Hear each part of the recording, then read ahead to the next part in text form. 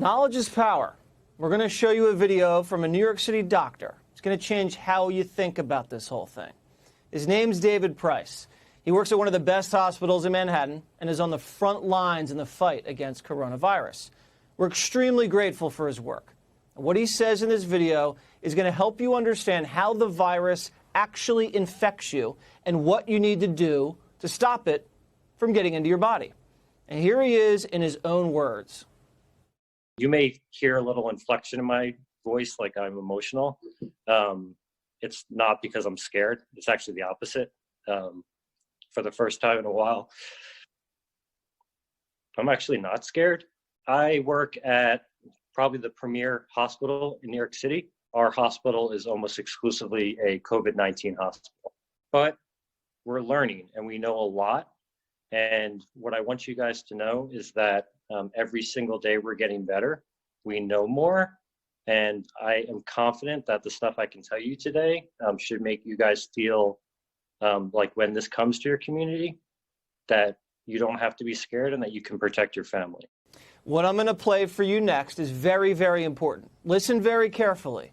This is how you actually get infected by the virus. The way that you get this is the transmission of the virus almost exclusively from your hands to your face. From your hands to your face. And so it's either into your eyes, into your nose, or into your mouth. So there's a lot of talk about contact or getting it through contact, hands to face. There's also a small thought that it can be aerosolized, that it can kind of exist a little bit in the air. The thought at this point is that you actually have to have very long, sustained contact with someone. And I'm talking about over 15 to 30 minutes in an unprotected environment, meaning you're in a very closed room without any type of mask, for you to get it that way. But to very simply state, the overwhelming majority of people are getting this by physically touching someone who has this disease or will develop it in the next 1 to 2 days, and then touching their face. The thing that makes me smile a little bit is that I actually know now that I won't get this disease because I know how to protect myself. Let's go over this again. You get the virus when your hands touch an infected person or an infected surface, and then you touch your hands to your face. Don't do that. And in some cases, if you're in a small sealed off space or room with an infected person for longer than 15 minutes or so, you can also probably get it that way.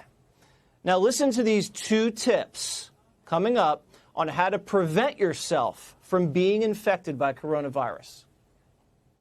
So I just want to give you guys a few very, very practical tips to how to protect yourself.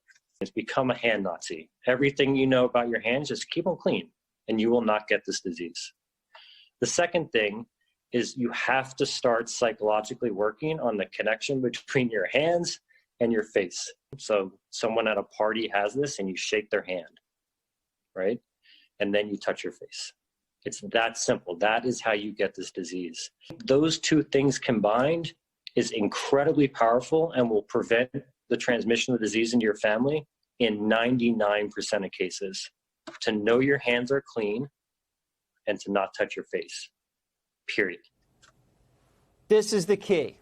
If you listen to any part of the show, listen to this. This is straight from the doctor on the front lines. Keep your hands clean. Wash them all day long. Carry hand sanitizer wherever you go. Use your elbows or your shoulders to open doors, whatever. If you need to touch something like a grocery store cart, use the hand sanitizer before and afterwards. And please stop touching your face. That's how the virus transmits from your dirty hands into your body. It gets in your eyes, your nose, your mouth. So just be aware of where your hands are at all times. Wearing a mask is one way to train yourself to not touch your face. You can wear a mask if you want, but just don't hoard them. Do not shake people's hands. You can go outside, but just keep 6 feet distance apart from people just to be safe. And when you sneeze or cough, just do it in your elbow, not in your hand, or definitely just not out in the air. And shrink your social circle. The people that are keeping large social circles right now are at a much higher risk. Sitting in a small area with someone outside that circle with the door or window closed, not a good idea